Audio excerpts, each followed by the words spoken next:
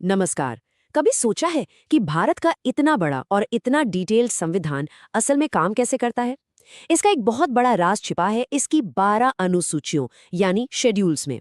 ये सिर्फ कुछ लिस्ट नहीं है, बल्कि ये वो डायनामिक टूलकिट है जो हमारे संविधान को एक जीती जागती काम करने वाली किताब बनाता है। तो सवाल उठता है कि ये अनुसूचियां आखिर हैं क्या? देखिए, इनको ऐसे समझिए जैसे ये संविधान के आखिर में जुड़ी हुई डिटेल्ड इंस्ट्रक्शन मैनुअल्स या टेबल्स हैं। इनका मेन काम है संविधान के जो कोर आर्टिकल्स हैं उनको एकदम साफ सुथरा और फोकस्ड रखना। मतलब जो जरूरी सिद्धांत हैं वो आर्टिकल्स में रहें और बाकी की सारी डिटेल जानकारी इन सूचियों में चली जाए। और पता है सबसे दिलचस्प बात क्या है? हमारा संविधान कोई पत्थर की लकीर नहीं है। जब 1950 में ये लागू हुआ था तो इसमें सिर्फ 8 अनुसूचियां थीं, लेकिन जैसे जैसे देश बदला, नई ज़रूरतें सामने आई तो संविधान ने भी खुद को अपडेट किया और आज हमारे पास पूरी 12 अनुसूचियां हैं। ये दिखाता है कि ये कितना जिंदा दस्तावेज है। आज हम इन्हीं अनुसूचियों की कहानी को समझेंगे। सबसे पहले जानेंगे कि ये हैं क्या, फिर सभी 12 पर एक सरसरी नज़र डालेंगे। इसके बाद देखेंगे कि ये भारत के फेडरलिज्म यानी संघवाद की रीढ़ कैसे हैं, ये कैसे लोगों को खास सुरक्षा देती हैं, इनका विकास कैसे हुआ और आखिर में समझेंगे कि ये हमारे लिए इतनी ज़रूरी क्यों हैं। तो चलिए सबसे पहले सभी 12 अनुसूचियों का एक बर्ड्स आई व्यू लेते हैं, मतलब एक पूरी तस्वीर देखते हैं। ये रही वो मास्टर लिस्ट। इसमें एक तरफ अनुसूची है, बीच में उसका विषय और दाईं तरफ उससे जुड़े मुख्य अनुच्छेद। ये पूरी चर्चा के दौरान हमारे लिए एक गाइड की तरह काम करेगी, एक रेडी रेफरेंस पॉइंट। चलिए अब थोड़ा गहराई में उतरते हैं और भारत के संघीय ढांचे यानी फेडरल स्ट्रक्चर की बात करते हैं। देखते हैं कि कौन सी अनुसूचियां हैं जो केंद्र और राज्यों के बीच के रिश्ते को, उनके पावर बैलेंस को डिफाइन करती हैं। यहाँ पर एक बहुत ज़रूरी बात है, खासकर उन लोगों के लिए जो यूपीपीएससी जैसे प्रतियोगी परीक्षाओं की तैयारी कर रहे हैं। अक्सर ये सवाल पूछा जाता है। ध्यान दीजिए, राष्ट्रपति और राज्यपालों की सैलरी और भत्तों का जिक्र तो दूसरी अनुसूची में है, लेकिन उनकी शपथ का जो फॉर्मेट है वो तीसरी अनुसूची में नहीं है। वो सीधे संविधान के आर्टिकल्स में दिया गया है। ये एक छोटा सा लेकिन बहुत ही क्रूशल फर्क है। चौथी अनुसूची हमारे संघवाद की नींव का एक मजबूत पत्थर है। ये तय करती है कि हर राज्य को राज्यसभा में कितनी सीटें मिलेंगी। इससे होता यह है कि देश के हर कोने की, हर राज्य की आवाज संसद तक पहुंचती है और राष्ट्रीय नीतियां बनाने में सबकी भागीदारी होती है। और अब बात करते हैं 7वीं अनुसूची की। सच कहूं तो ये भारत के संघीय ढांचे का दिल है। ये बिल्कुल साफ साफ बताती है कि कौन से विषयों पर केंद्र सरकार कानून बनाएगी, किस पर राज्य सरकारें, और कौन से ऐसे विषय हैं जिन पर दोनों बना सकते हैं। इसी बंटवारे की वजह से हमारा इतना बड़ा देश इतनी आसानी से चलता है। साल 1976 में 42वें संशोधन से एक बहुत बड़ा बदलाव आया। शिक्षा, वन और न्याय प्रशासन जैसे 5 जरूरी विषयों को स्टेट लिस्ट से हटाकर कंकरेंट लिस्ट में डाल दिया गया।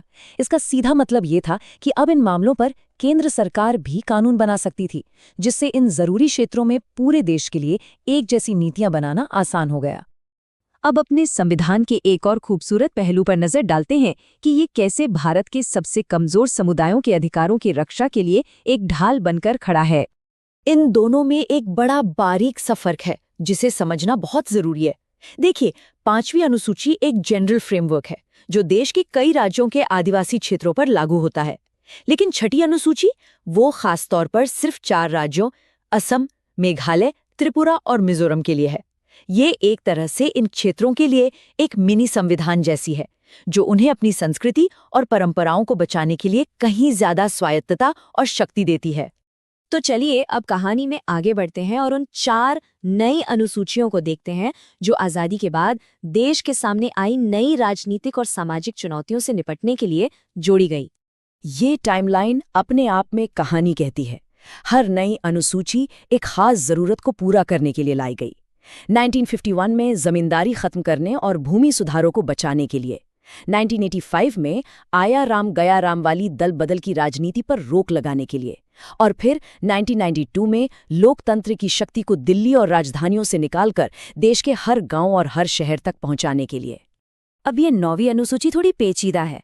इसे बनाया तो गया था जमीनी सुधारों को कानूनी चुनौतियों से बचाने के लिए, पर बाद में इसका इस्तेमाल कई तरह के कानूनों को बचाने के लिए होने लगा। तो 2007 में सुप्रीम कोर्ट ने एक ऐतिहासिक फैसला दिया। कोर्ट ने कहा कि ठीक है, सुरक्षा कवच है, लेकिन ये असीमित नहीं है।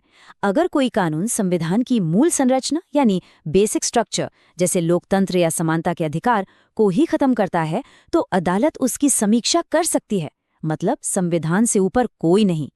10वीं अनुसूची, जिसे हम आम भाषा में एंटी डिफेक्शन लॉ या दल बदल विरोधी कानून कहते हैं, ये राजनीतिक स्थिरता के लिए बहुत जरूरी है। यह आसान शब्दों में ये कहती है कि अगर कोई चुना हुआ प्रतिनिधि अपनी पार्टी छोड़ता है या पार्टी के निर्देशों के खिलाफ वोट करता है, तो सदन का अध्यक्ष उसकी सदस्यता रद्द कर सकता है। इसका मकसद है जनादेश का सम्मान करना।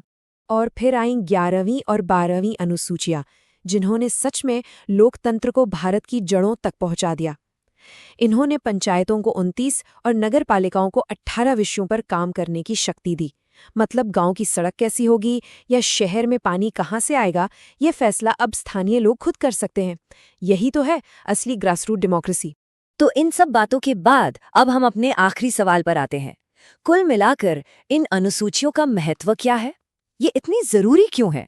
संक्षेप में कहें तो ये अनुसूचियां हमारे संविधान को एक व्यवस्थित, लचीला और असरदार दस्तावेज बनाती हैं। ये जटिल चीजों को सरल बनाती हैं, केंद्र राज्यों के बीच संतुलन साधती हैं, लोकतंत्र को आम आदमी तक ले जाती हैं और कमजोरों की आवाज बनती हैं। ये सिर्फ कुछ अपेंडिसेस नहीं, बल्कि हमारे संविधान की जान है। और अब जाते जाते एक सवाल। आज Bharat data privacy, artificial intelligence और क्लाइमेट चेंज जैसी बिल्कुल नई चुनौतियों का सामना कर रहा है। तो क्या पता आने वाले वक्त में हमें एक 13वीं अनुसूची की जरूरत पड़े? सोचने वाली बात है ना? आखिर एक जीवंत संविधान हमेशा अपने समय की चुनौतियों का जवाब देने के लिए खुद को तैयार करता रहता है।